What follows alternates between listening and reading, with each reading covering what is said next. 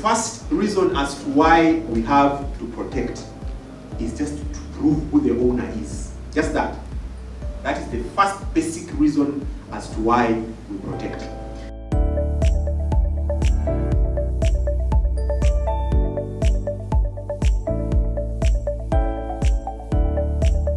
There is a need to build synergies between the different sector players to be able to achieve the so many goals that the different institutions have to be able to achieve.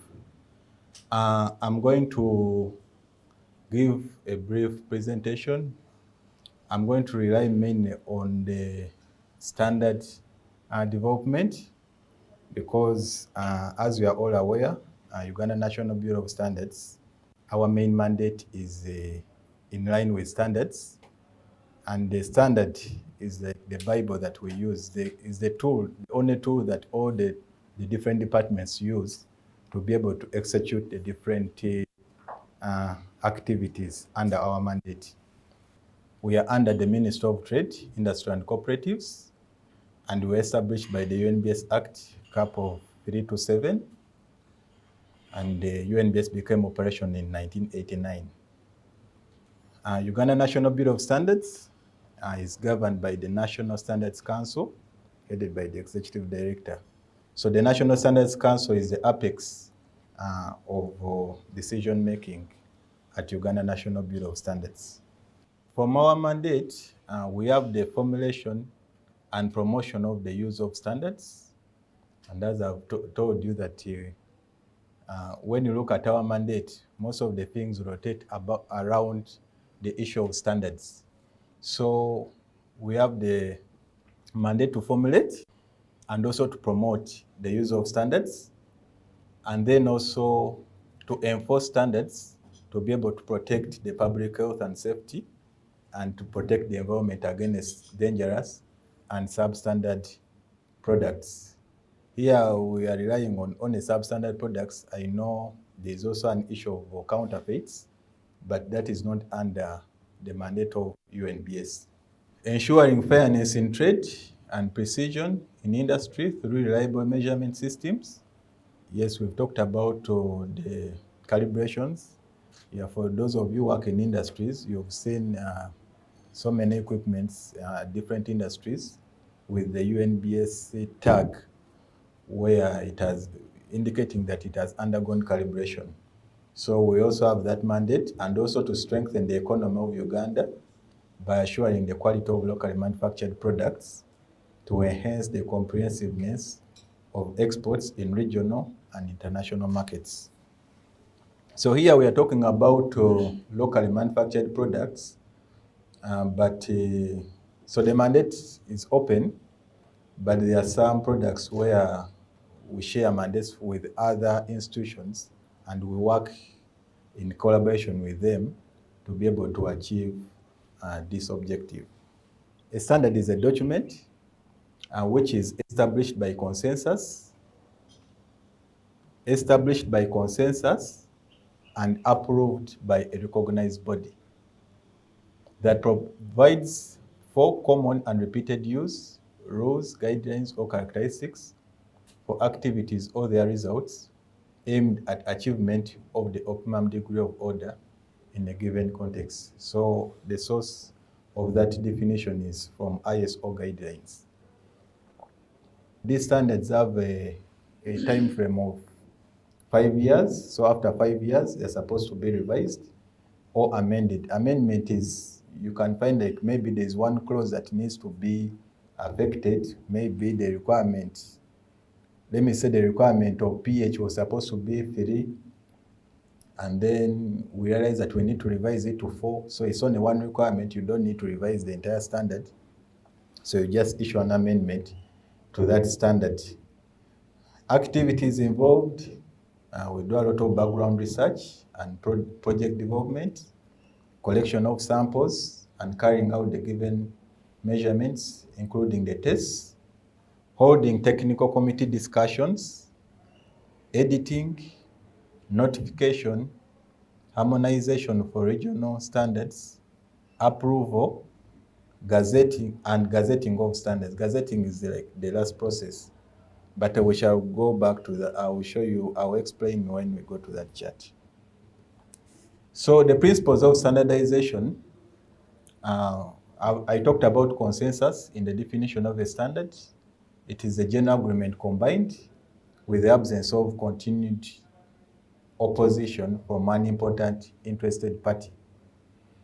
So in the process of standard development, you see there are so many different parties that are in a room like this one.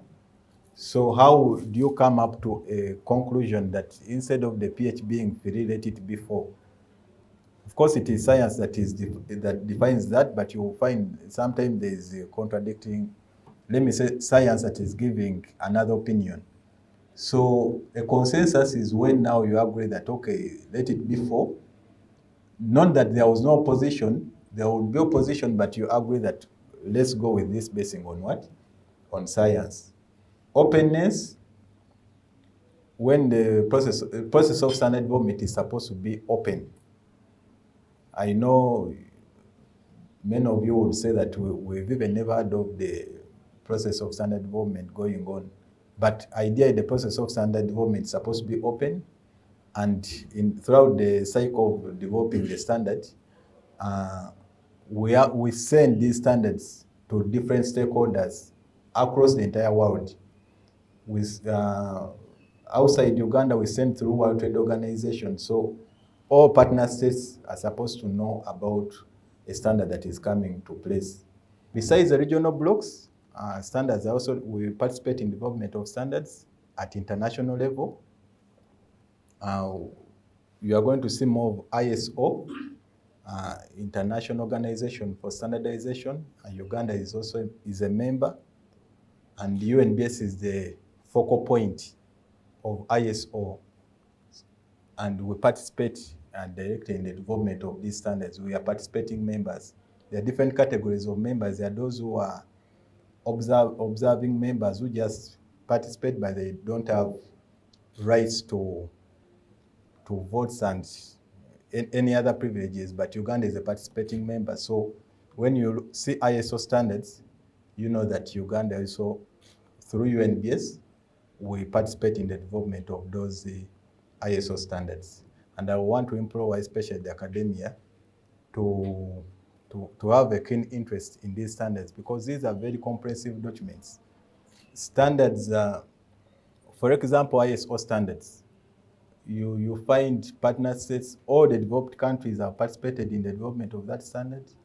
Even the developing countries we participate in. So it is a comprehensive tool that you can use for your research, though for the side of UNBS, we use these tools for enforcement.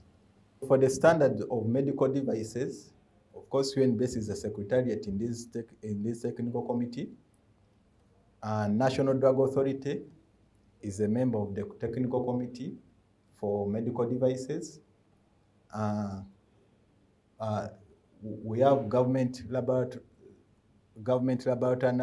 analysts, DIGAL, they are part of this technical committee.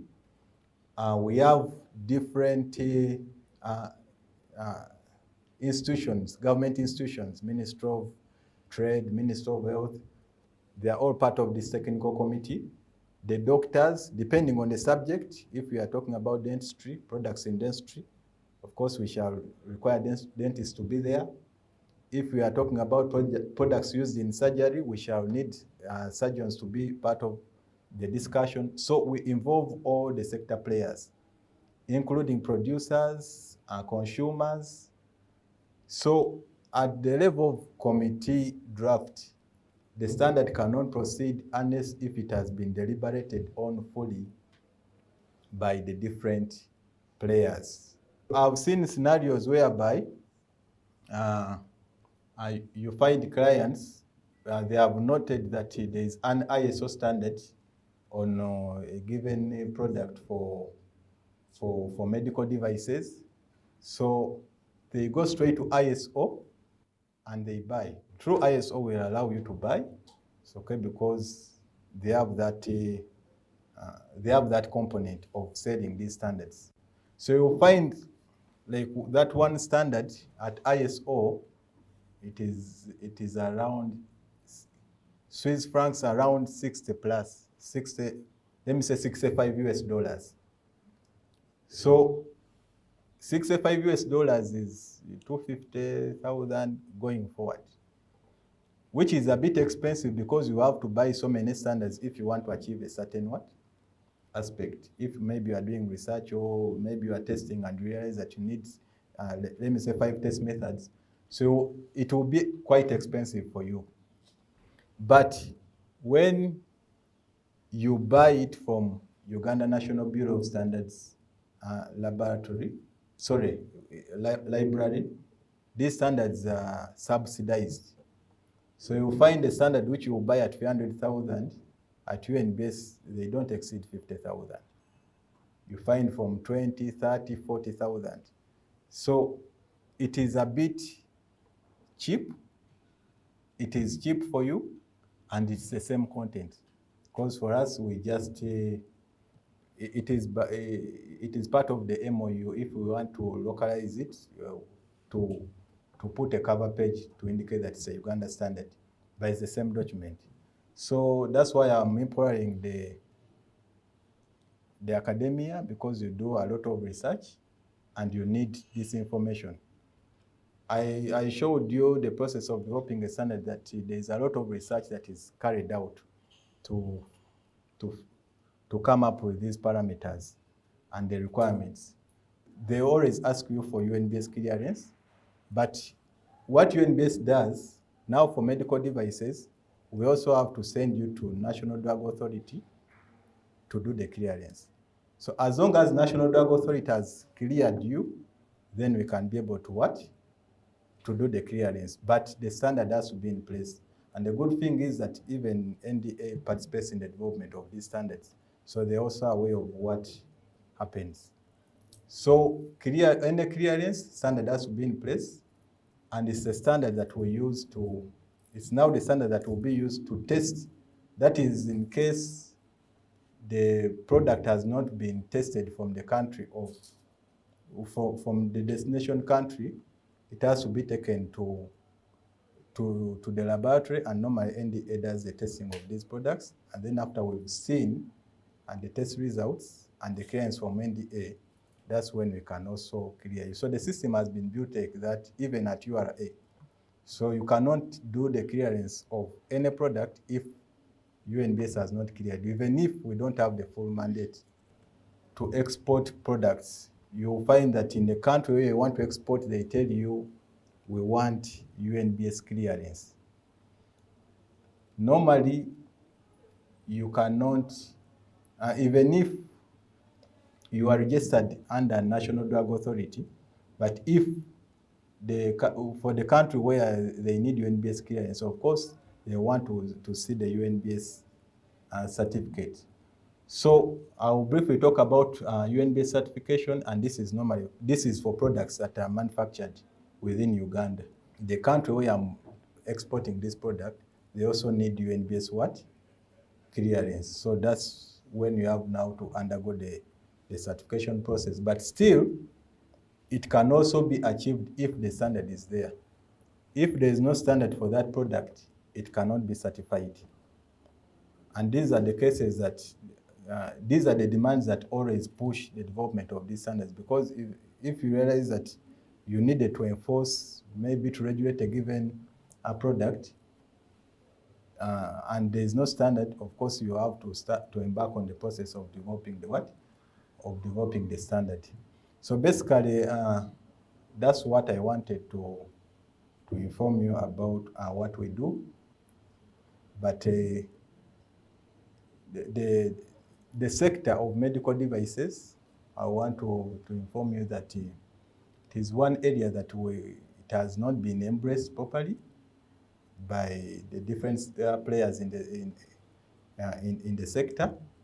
And also, the issue of the mixed mandate, I know it also disturbs so many people, especially when they need clearance, but I've made it very clear that we always work with the National Drug Authority to have clearance of these products. Sterile hypodermic syringes for single use, syringes. That now part 2, you will find that now for this standard, it was split in 2 different parts. There are standards whereby you realize that you need to split in different parts to address the different subjects. So now we'll find that part 2 is for syringes for use with power-driven syringe pumps, and then part 3 is auto-disable syringes for fixed dose immunization. Then part 4, syringes with reuse prevention feature. And then we have also standard for sterile hypodermic needles for single use.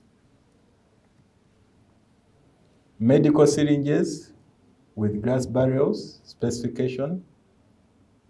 Sterile single-use intravascular catheters, general requirements, that's part 1. Sterile single-use intravascular catheters, part 3, central venous catheters. Sterile single-use intravascular catheters, part 4, balloon dilation catheters. Glass cylinders for medical use, marking for identification of content. Absorbent cotton wool specification. Oxygen for medical use specification. Single-use medical examination gloves. Part 1, gloves made from rubber latex or rubber solution. And then single-use medical examination gloves, part 2, specification for gloves made from polyvinyl chloride. Single-use rubber gloves for general application specification. And then medical devices, surgical gowns, drapes, and clean air suits, general requirements. Then also part 3 is on performance requirements and the performance levels. Crepe bandages, specification. Non-woven surgical dressings, specification.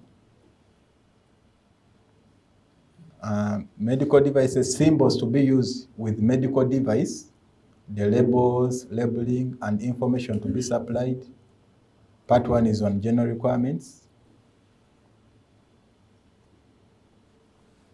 Part 2, symbol development, selection, and validation. Then we have implants for surgery. Part 1, wrought stainless steel. Under dentistry, we have sterile injection needles for single use.